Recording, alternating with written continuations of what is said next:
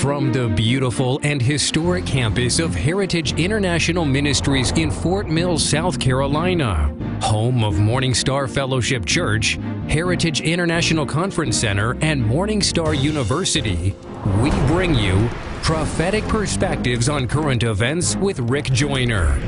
Now let's join Rick for insights and analysis on the important events and issues of our times. Well, thank you, ladies and gentlemen, for joining us today. We've got a powerful show for you. Returning with me, Dr. Lance Wallnau. I'm Dave Yarnes, the Vice President of Morning Star Ministry. And yesterday, on the last show, Lance started to bring up some topics that were absolutely mind-bending. Lance, you said that we could find hope in the midst of these headlines that are coming out, in the midst of things raging around us, that not only could I find hope, but I could fuel myself off them. I could use this to make myself more congruent with what God has for me. Talk to us about that. I mean, it's powerful stuff, but how do we put that into... Yeah. Imagine a fighter who actually gets more... It's almost like that Rocky. What Rocky was it where he's up against Mr. T? And I'm saying it's about three. About three. Rocky yeah. 3? Okay. And there's this scene where he's first in the ring, and he's intimidated. And he's afraid. And he looks like he's going to get hurt, and he's all self-conscious. One thing anyone who plays sports or athletics knows is, if you're worried about getting hurt, you're never playing die. good. Yeah. It's those guys are watching these world-class rugby matches when I'm in Australia, and they just love it. It's like watching paint dry. I'm sorry, but well, no, not. I'm not talking about cricket. I'm talking about rugby. I'm sorry, and soccer. So there's a perpetual motion, and the guy goes off to the sidelines, got his finger broken, and you see the other guy going like that. He goes, and he's back up going, I'm ready to contact OSHA and sue somebody. I mean, I got Jewish in me. I'm doing disability for 6 months. But you see a guy, nose broken, goes over the sideline, like that, get back in. He's in there. They're not thinking about the pain because this is the glory. It's like, don't take me out of the game. Yeah. So I'm thinking that there's a mentality of an overcomer. That's that the literally key, takes, instead of fear, the point with Rocky 3 or whatever it is or Rocky 2, is that the second fight, as he's getting hit, there's that great scene where he's in the other guy's face going, "You ain't so bad, you ain't so bad." And Mr. T's losing it, and the guy goes, he's going to get hurt. He goes, no, he's getting angry. Oh, nice. When there's a point where you get pushed, and the zeal of the Lord arouses. It's kind of like the psalmist says, "Oh, Lord, awaken thyself," because, the heathen are mocking you. It's almost like wake up from your slumber, like all of a sudden, David waking up as he's about to have Adonijah, the wrong son, be king, and poor Solomon's going to get slaughtered. It's like he wakes himself up and he goes, "Whoa, hey, get me, all right, get me Zadok, get me back, get the priest. Let's sort this mess out." That's an overcomer. An overcomer the stress brings out the best. And that's the spirit that we have to release, ladies and gentlemen. That's the spirit that we have to release right now. You were particularly born for this hour. Now, my sports analogy would be the guy that stands at home plate and going through his mind, he says, "Don't strike out. Don't strike out. Don't strike out." Or the guy that stands up there and says, "Man, I'm going to knock the cover off this ball. I'm going to put it out of the park." That's the analogy that I like. Right. But what happens? For those of us that haven't done the home plate experience, if you're focusing on not striking out, you're going to strike out. You're gonna lose it every time. So if in your mind you're watching what's happening, unveiling in the world, and your mind is going immediately to, how do I protect? How do I keep this? How do I bury my talent in the ground so that when the Lord comes, I'll give it back to him? You're gonna lose, because the Lord comes back and he says to the one talent man that buried it, he says, "You wicked and lazy slave. You should have put my money to use." This is the time for us to be fired up, to see our calling coming. Yeah, I think I got to say something to somebody out there, just because you're talking. I worked with a sports psychologist, and the sports psychologist talked to me about how he would save millions of dollars for franchises because he knew how to read the data on the guys psychologically. He had information on them. Really? Yeah. And I said, well, for instance, like if you're talking baseball, 'cause that's one of my coming from the Northeast, New York Yankees and Sure. stuff. So I was like, tell me about baseball. He said, he says, we look for the abasement scale. I go, the abasement scale. He goes, yeah. The abasement scale, now catch this, Christian. The abasement scale is the degree to which you beat yourself up because you don't measure up to your own expectations. Oh. And I said, what does that mean? He said, well, more than anything. He said, every athlete gets into a slump. They have a couple of bad games. If you have critical abasement scales, he said, I would probably flag you as the sports psychologist working for ESPN. And I would talk to the owners before putting money on you because I'd want to work with you to get you to shift your mind. Get the helmet of hope. Oh, these are Christian athletes too. Yeah, it's not just this is universal, folks. That if they haven't, this is some of you out there. We want to break that today by impartation.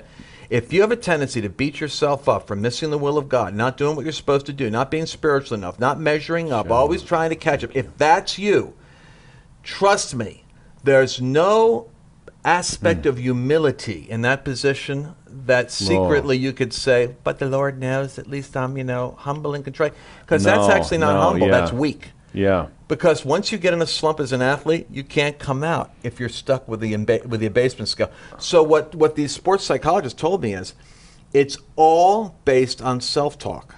And that the guy who comes out of the slump is the guy who has aggression about the slump. He's mad. He says, you ever see these guys? They hit something, they yell, they cuss, they spit. Right.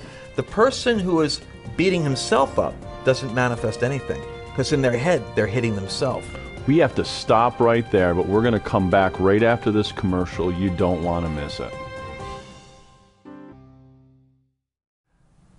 Hi, I'm Dave Yarns, Vice President of Morning Star Ministry, and I want to continue right in this vein. We were talking about this ability and the abasement scale. I love that concept because, now listen, it's in the Pilgrim's Progress, Bunyan says that when Christians first come to the Lord, he calls it the slough of despond, where I start to realize in the presence of a holy God that redeems me, this kind of wickedness and stuff that goes there.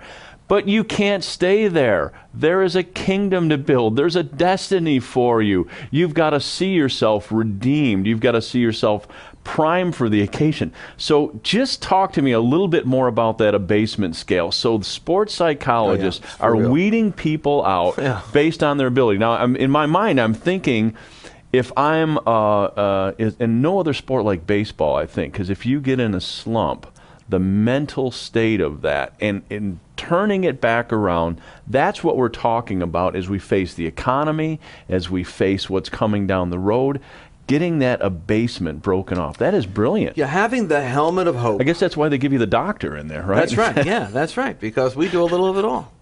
But when the Roman soldier had the helmet on his head, when Paul looked at the centurions, who were the particular officers assigned to keep him as a political prisoner, the officers had inscribed, David, every campaign that they had in the side of their helmet, which meant that the higher rank you were, the more inscription. Like you'd have medals and ribbons in our armies.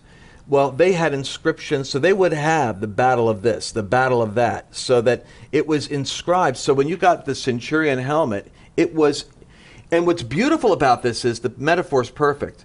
You have got to take the word of God and etch it into your mind. The helmet of hope isn't some arbitrary thing that comes down your head at a beauty salon. Yeah. You actually etch the words in, casting down imaginations and every high thing, every thought coming down. The abasement scale in psychology is when your helmet gets knocked off your head because you failed to measure up to the test. You lost it. You sinned. It was either doubt, anxiety, worry, or flat out you blew it. Now what the devil wants to do is to keep the helmet off your head for a couple of days so you beat yourself up till you feel bad enough, like you've done bad, like you're ready to put it back on and kind of come slinking back to the Lord. Forgive me, Lord, I'm just a terrible sinner. The problem with that is that the abasement scale is a beating yourself up scale psychologically that robs you of the speed of recovery to go to the next time at bat and whack that thing out of the park.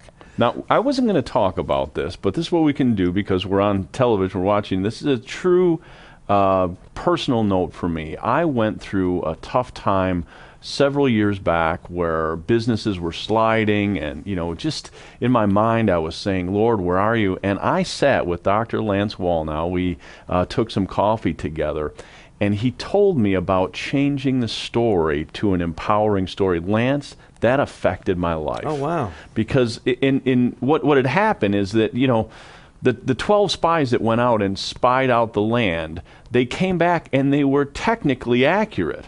But the Bible says they brought an evil report. Why was it an evil report? Because of what it was aimed to do. It was aimed to discourage. And in my mind, my helmet started to crack. I started to doubt myself. I started to doubt whether God had called me to certain things. And you sat down with me, and in a couple of hours, you started to turn that to an empowering scale. And you pulled out kind of the dross of the elixir of the poison out. Right. So, is that something that continually we're going through as Christians? This is where loving one another, it becomes so indispensable. It's so hard to do this thing on your own. I still struggle in areas of my life longer than I need to, simply because I don't know who to talk about in terms of bearing one another's burdens. Sometimes you simply need to have someone else give you the kingdom perspective. Jesus needs to speak through another perspective to you, because when you're in the warfare, you can't see what you don't see. So like in your case, as in many cases, I see the calling and the greatness of the person who's expanding under the pressure of contradiction in order to become a greater level.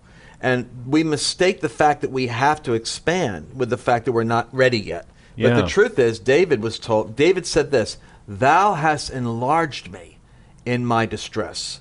It was while he was having these moments of despair that God was expanding his capacity to occupy his destiny. I want to speak specifically right now. I just felt virtue come out of that.